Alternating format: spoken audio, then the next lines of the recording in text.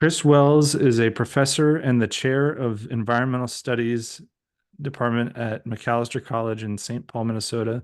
His work focuses on environmental history. Chris, thank you so much for taking the time today. Hey, thanks for having me. To start, I'd love to talk about a part of your research that's super interesting to me, related to our car-centric country. How did we become such a car-centric country and culture? It's a great question, and everyone thinks they know the answer before they look into it, but they don't always agree.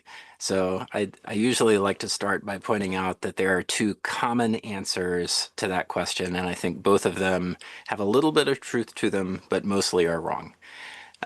So one common answer is to say that Americans just love cars, right? This is the love affair thesis, that there's a great American love affair that has made American culture singularly susceptible to the siren call of automobiles, and that there's something about the freedom of the open road that's uniquely American.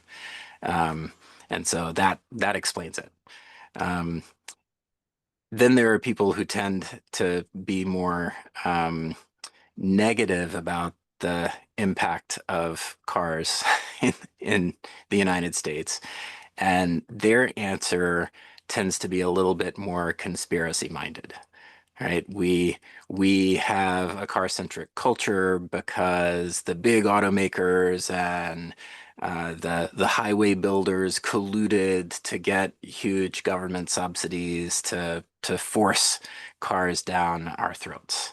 Um, and and there was a conspiracy to buy up all of the streetcar lines and trash them and replace them with buses, and that made us dependent on cars, and we didn't have any other options, and it was all just a big conspiracy, and remains one today. Um, and what's interesting about both of those answers, first, is that before I started doing research on the topic, I kind of thought both of them might be true.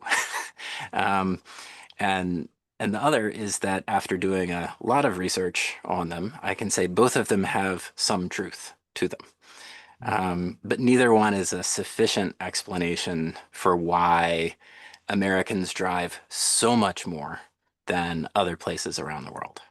And so that was actually the real question that drove the book Car Country, that tries to answer the bigger question. So the nutshell version of what I think the real answer is that for a variety of reasons, some of them having to do with positive feelings towards the car, and some of them having to do with powerful people pulling strings, um, we have collectively, over a very long period of time, devoted ourselves to building landscapes as a default that require car use in order to navigate them efficiently.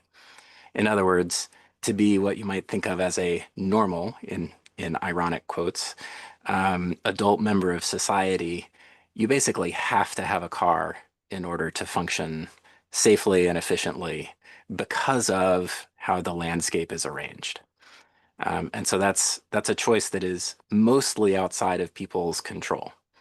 If you live in a landscape that happens to be less car dependent and has good transit options, it's much easier to function without a car. But in most places, which is to say for most people in the United States, if you don't have a car, you're going to be stranded. It's going to be very difficult to participate the way everyone else does in your everyday activities. Yeah.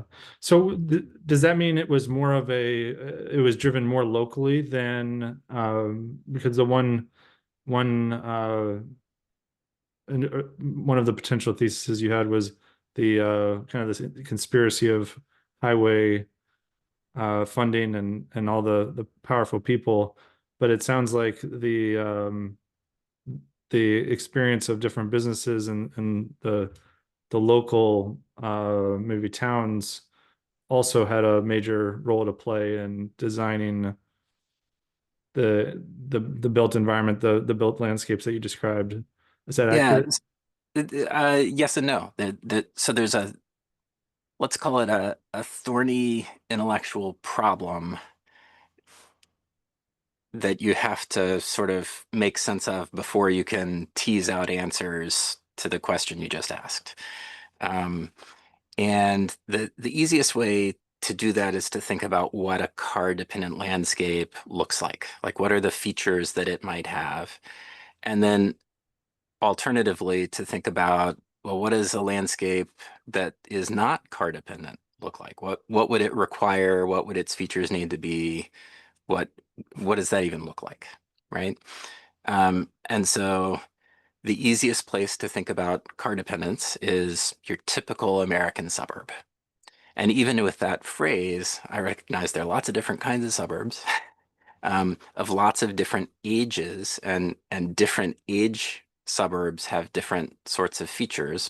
But even that helps us illuminate what I mean by a car dependent landscape. So at its base, I'd say a car dependent landscape is one where if you start walking towards whatever it is you want to do, and you can't get there in name an amount of time that seems reasonable to you. Is it 5 minutes? Is it 20 minutes? Like, how far are you willing to walk before you can get to the thing you want to do? And if you hit your time limit and you're not at the thing yet, then you probably needed a car to get there. Mm. Unless there's some sort of public transportation, right? So, or other form of transportation. So let's add a bicycle to the equation.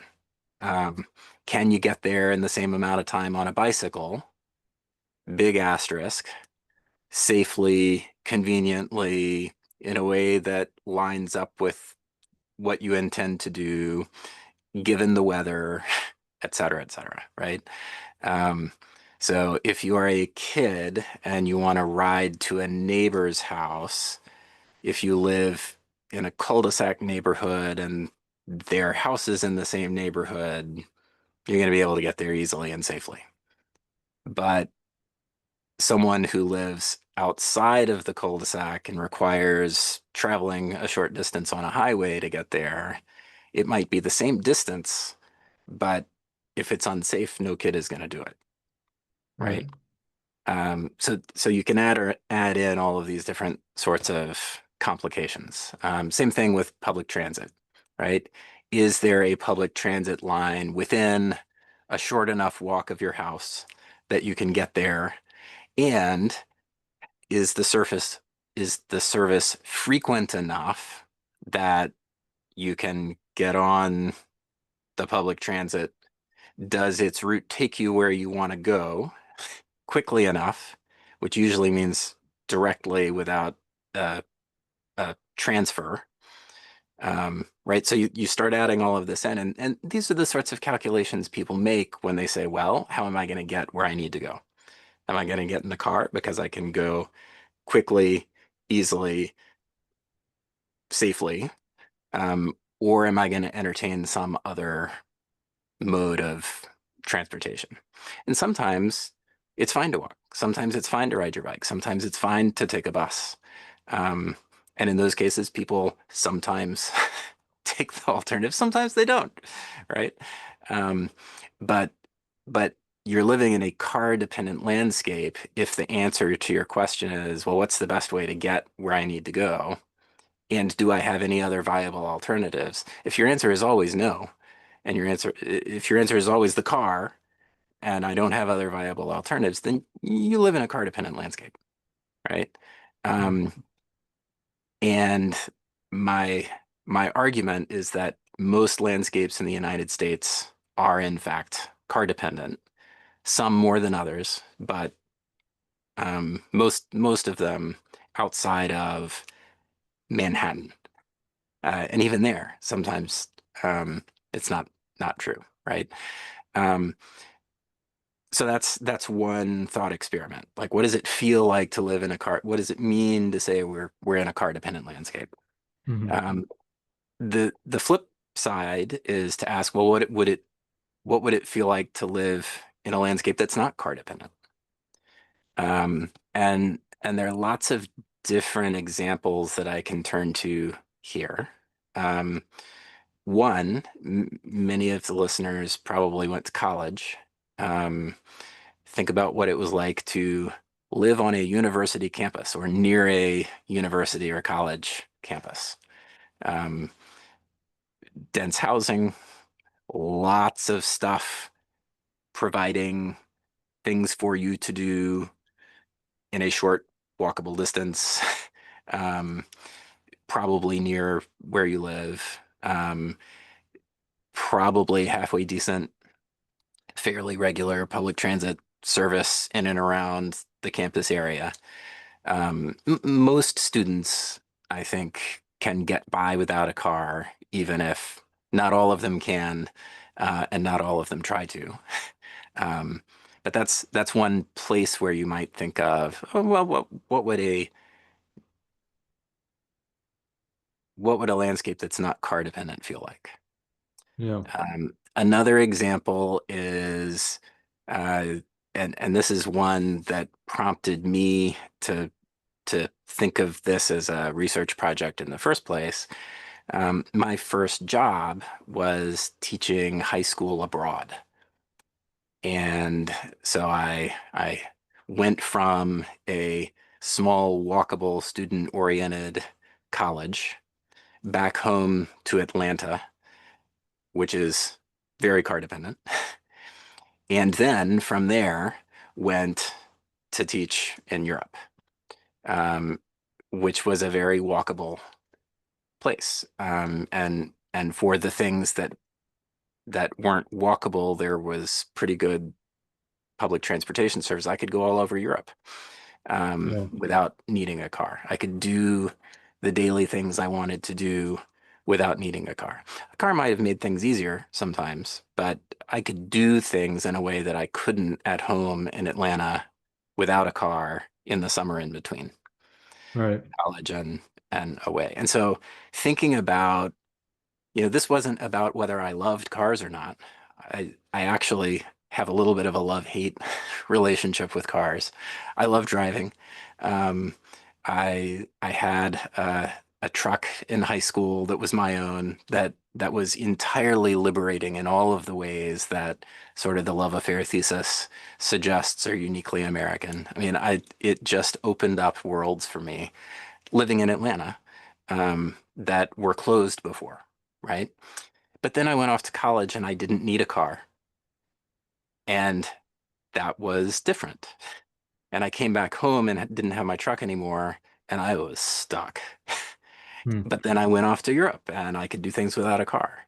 And then I came back to the US and went to graduate school and I was in a university town and I could do things without a car.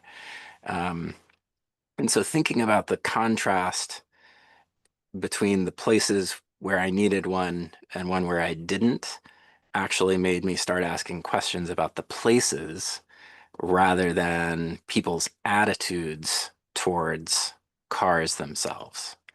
Because if you can get by without them, that's very different than if you can't. Right. Well, so what has this car dependency in the United States meant for the environment and uh, thinking both at kind of a national scale, but also locally? Yeah, that's great. And it actually brings us back to the question you started to ask me. And I said, well, we have to do some work before we can answer it. Yeah. Um, so that question was, is it a local thing or is it a national thing? And the one you just asked me is sort of the same thing. So I'll go back to that. Um,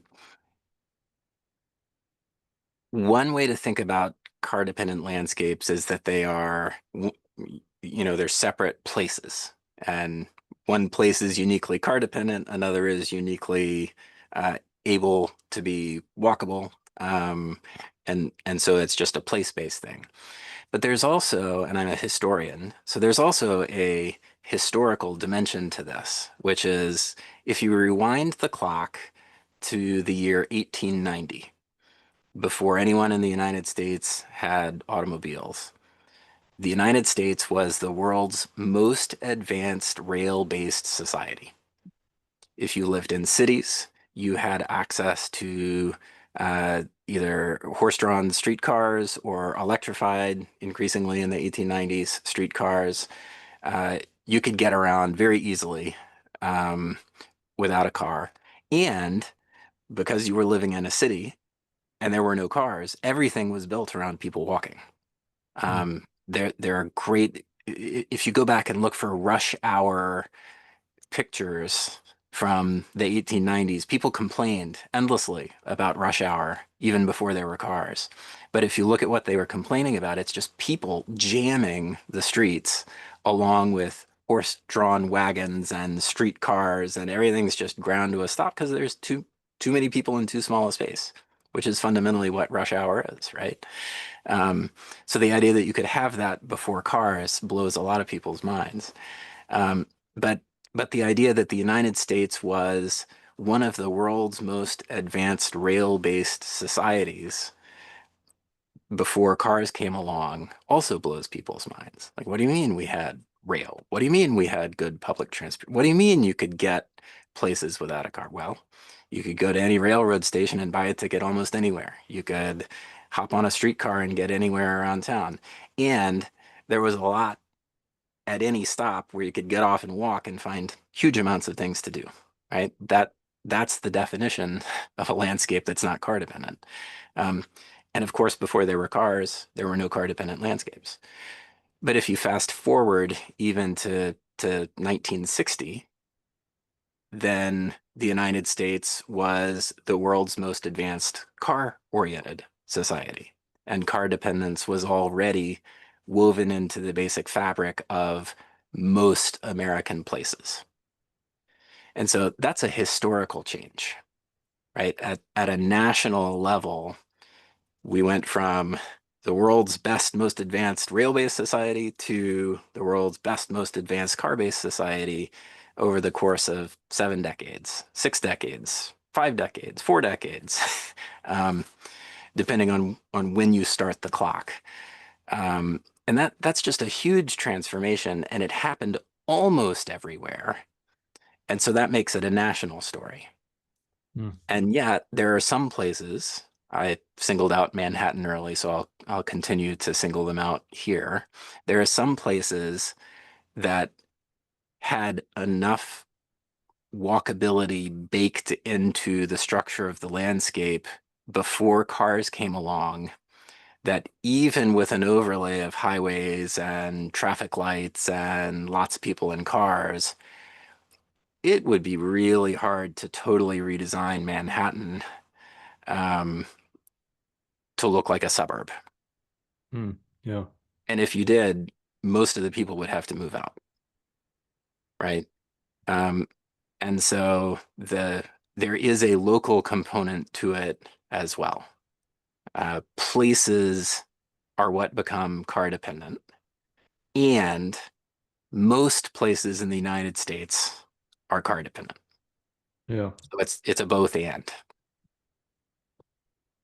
All right. So just looping back to the kind of environmental impacts of this car-centric transformation, how do you think about that, and what's the kind of historical perspective of coming to this moment today? Yeah, that's great. And now that we've done the legwork, we can answer that, I think, a little bit more effectively. And here I'd say, as with your first question, there are the answers we know and think we know well, and then there are other answers that are less intuitive that we don't really know so well, but are equally important.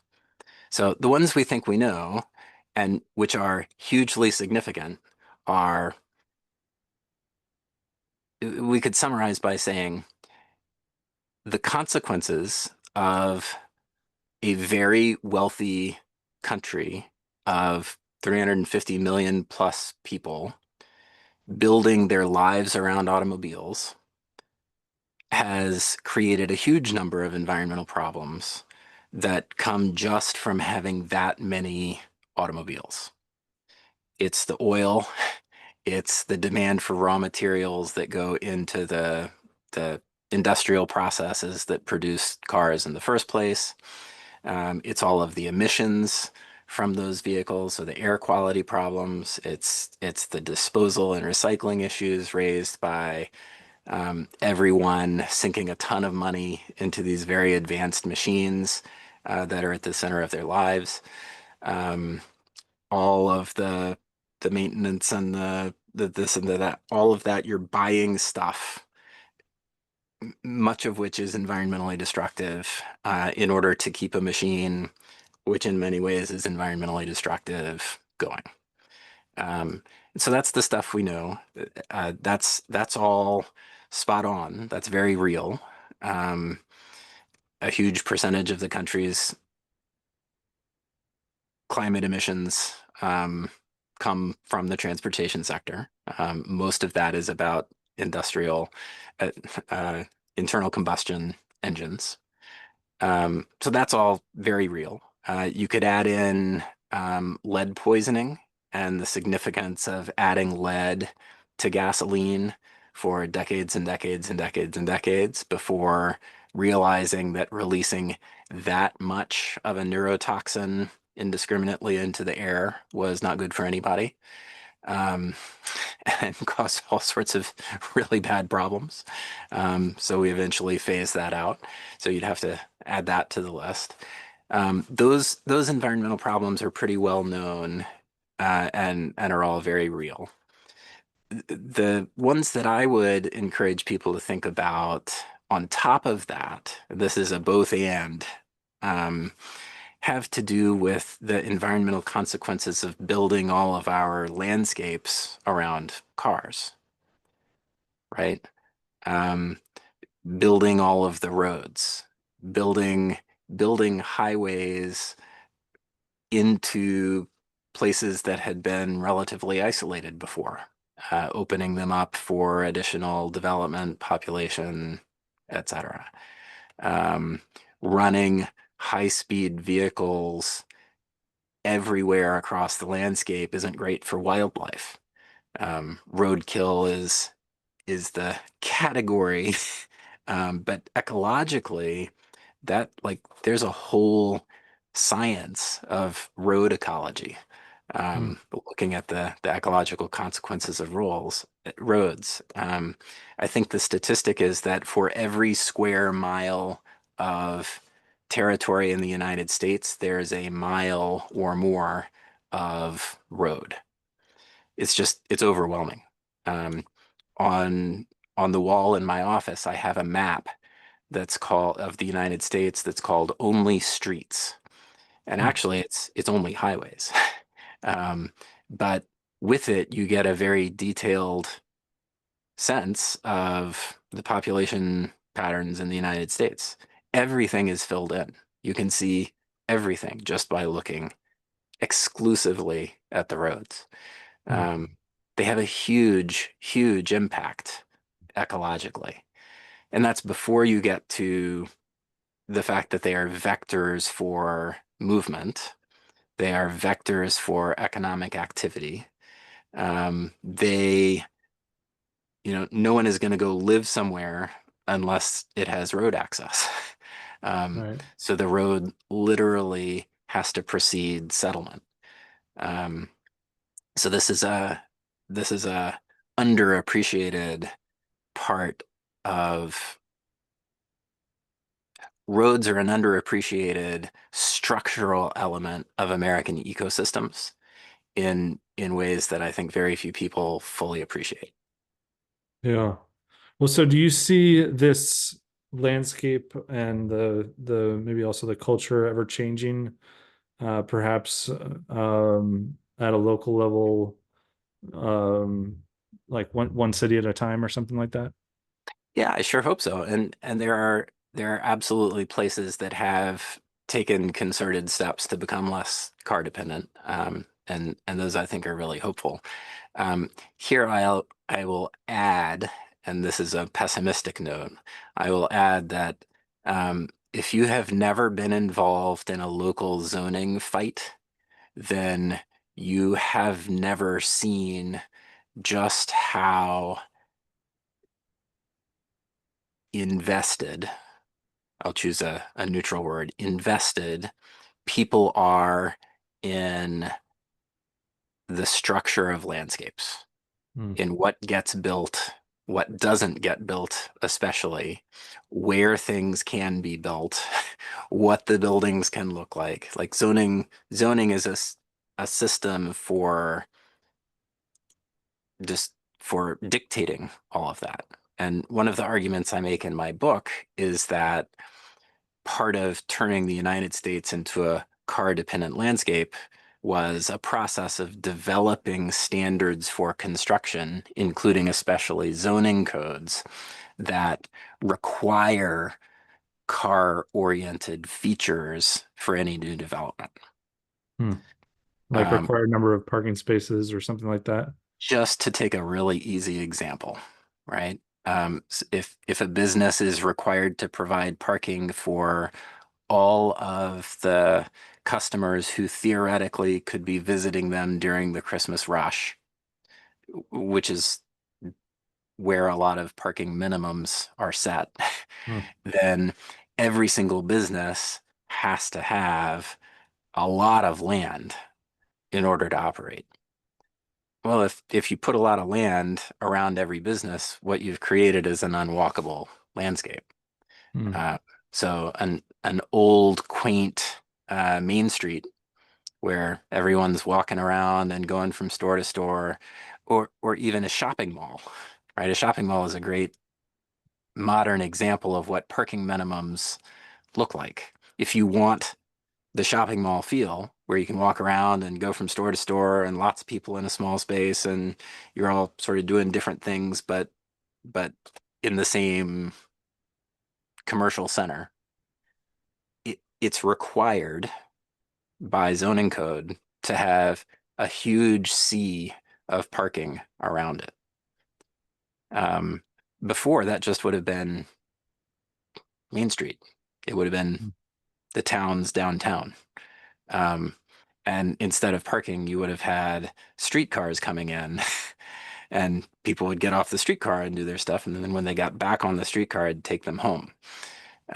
But if you have to provide parking for everybody, parking lots take up a huge amount of space, and that spreads everything out, and things become unwalkable in a hurry. yeah, So even that single change, which is something that some cities like Minneapolis are experimenting with, doing away with parking minimums, could potentially have huge knock-on effects about how car dependent the the neighborhoods have to be in order for a business to open or someone to build an apartment building or fill in the blank. Um, Generally speaking, to have walkable landscapes, you need to have a density of both people and things to do in within walking distance. And and zoning codes that require parking minimums don't allow for that to happen. They're yeah. antithetical. So that's an So easy. yeah, do you think or how do you think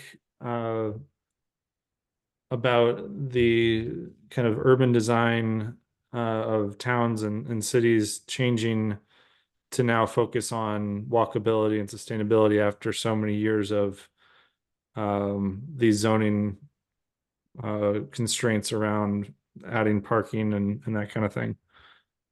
Yeah, I mean, I think there's a lot of promise in it. The only way that you can create less car dependent places is to make it possible for people to, it's often referred to as infill development, right? You have to be able to put things in places where they weren't before, and you have to allow more people and more land uses into a smaller space. And the whole history of zoning is about separating those uses and spreading them out, which has undeniable benefits in some ways, but also undeniably generates car dependence uh, as as a direct consequence of it. So I see a lot of promise. I also refer to fierce local zoning battles mentioned previously. There are a lot of people who oppose it, right? Because they're Yeah. invested in the status quo and they don't want to see the kinds of changes that policies enabling walkability would allow. Um, and there are some really good reasons why you might not want to have unrestricted land use everywhere, right? Right. Because that means the refinery can open up in the middle of the residential neighborhood, or it means that um, just because you can build things more densely. I live in a relatively walkable neighborhood that's an old 19 teens, 1920s streetcar suburb of St. Paul. It's where Macalester College is located. Um, I wouldn't want someone coming in and buying up a block of houses, raising them, and putting in a strip mall with a giant parking lot, right? Right. Um, if you can have any land use, that's one that I feel would be incompatible with my neighborhood. And so there are reasons why this is tricky and why people don't. Many people would prefer to stick with a flawed status quo than to risk a flawed future. Hmm. Um, and so I think we're gaining an increasing number of tools and a better sense of what walkable landscapes look like, of what their um, appeal can be, what their value is, um, and and people are focusing on different ways to create policies that make it possible for those sorts of developments to exist. Um, But the world is really different now than it was in the teens and 20s when my neighborhood was built. And Yeah. so building a neighborhood that looks like mine now would be really hard to do. Um, you could create a zoning code. Everything in my neighborhood is non-conforming. um, to a modern suburban, like that everything is too close together. We have alleys. Like it just wouldn't, we'd be out of compliance. So it would be illegal to build what I live in now. But it's a very pleasant, very desirable, very sort of expensive neighborhood because people bid against each other to live here. Hmm. Um, but it would also be really hard to recreate today for lots of not terrible reasons. Um, and so that there's a trying to figure out how to hang on to the good stuff that has come with modern zoning, um, and to also get some of the good stuff from the past that has been made illegal by modern zoning is what a lot of folks working on this are trying to figure out. Yeah. Well, zooming back out to a national level again, what do you think about high-speed rail? Is it that we've gone away so far away from a rail-based transportation system that and because of some of the zoning things that you mentioned, we can't achieve that very easily anymore. How do you think about that and its potential in the future? Um, I find it enormously exciting. I think it's absolutely possible. Um, and I think there are viable scenarios where I could see it taking off. One of the issues, though, that I think people who talk about high-speed rail have a little bit of trouble discussing um, is the sort of public-private benefits, like who finances it, what does it cost, who has access to it, how does that work, right? And so with, say, an airline, you've got a municipal airport, and a whole infrastructure around air travel, but you don't have to have a route on the ground for the planes to travel along at high speed, right? And so you can farm out the travel to the airline company and assume that within a heavily regulated industry and in its unique competitive landscape that they can figure out how to make a profit, right? And then they will just charge the people who want to get on the plane whatever it costs, and they'll cover their costs and make a little profit, and then we're done with it, right? In the case of rail, um, the rights of way can be tricky. The railroad companies still own rights of way that could be repurposed. Um, but but the cost of a municipal airport versus the cost of a high-speed rail line are laughably different. Mm. Um, and the cost of that one line crosses so many different jurisdictions and boundaries, that the regulatory challenges of building high-speed rail are laughably more complex than flying a plane from one airport to another. Mm. Even with all of the air traffic control and all of the regulations and all of the rules, like they're just different beasts. Um, and so there would need to be some sort of streamlining process. The reason the United States had the world's most advanced rail-based society by 1890 is that governments at all levels, from the local to the national, just gave away gave away huge chunks of the public domain to private transportation companies, um, with the expectation that they were providing a service that everyone needed, that was to the public benefit, even if there was a private company on the other end benefiting from all those streetcar riders. They weren't municipally owned systems most of the time. They were profit-seeking enterprises. Um, the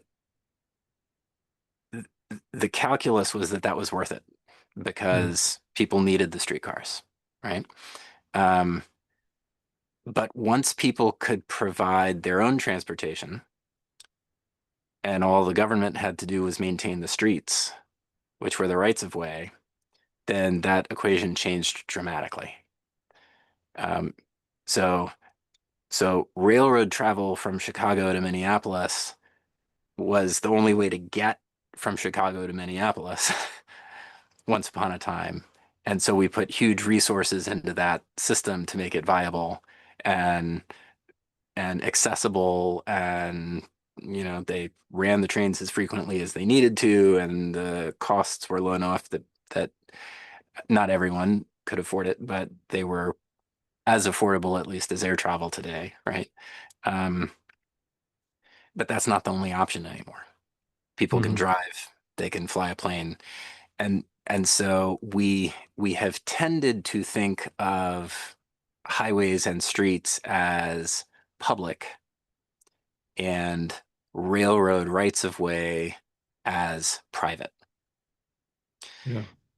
And if they're public, like if it's a municipal system and say, um, you want to put a high-speed rail line between St. Paul and Minneapolis, this is something that exists. It's going to cost X huge number of dollars in order to do. People say, but a street is so much cheaper, and not everyone rides the train. So why would we put public money into what's essentially a private benefit for a small number of people who Yeah. who are still who still have to pay the price of a ticket in order to travel? If I get in my car, it feels free, even though it's not, right? And it's Mhm. not because I have paid huge amounts of taxes to support the road infrastructure. And it's not because I have bought gas to put in the car. And it's not because I have bought the car itself. And it's not because I have to insure that car whether I drive it or not, right? These are huge costs.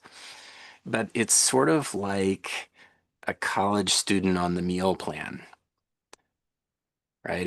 If you're a college student and you've got a prepaid meal plan and your friends say, "Hey, let's go eat at this cheap restaurant off campus," even if the meal on campus costs 3 times as much as the cheap one off campus, and often that's the case, um, the sunk cost is in the free food, Mm, which is on campus, right? You've already paid that. You can't avoid that payment. It's free to go eat in the dining hall where the food is 3 times as expensive as the cheap place off campus.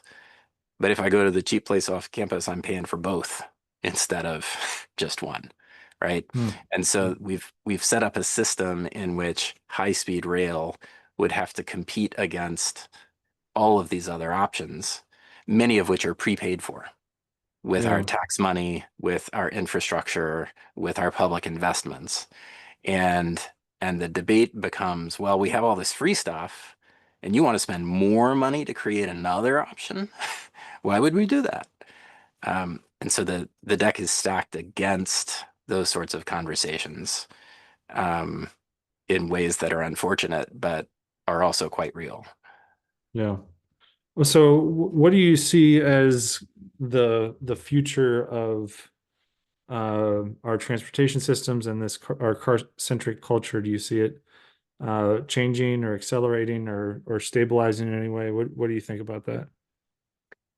Um, well, in many ways, I think we are on the most predictable path right now, which is that the environmental costs of fossil fuel dependence are so large that and will have such negative large costs to all of us if we don't change some stuff, that we've begun to change some stuff, right? And so the shift over to electric vehicles is a way to reduce the most obvious environmental problem of car dependence, which is on the fossil fuel side of things, and in a much smaller way, the emissions side of things. Although if CO2 is an emission, then it's all about emissions. Um,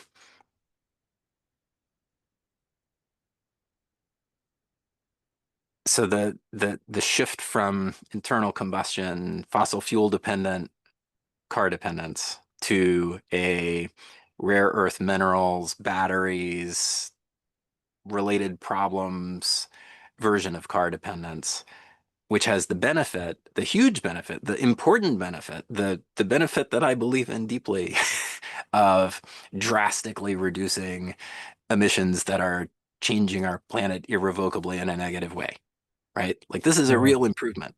Um, but we're swapping one version of car dependence for another version of car dependence. And so the in solving the emissions side of the environmental problems of car dependence, we are in some ways doubling down on all of the other associated environmental costs of car dependence, which have to do with let's call it road ecology, right? The ecological consequences of a car dependent society, independent of what's fueling them, right?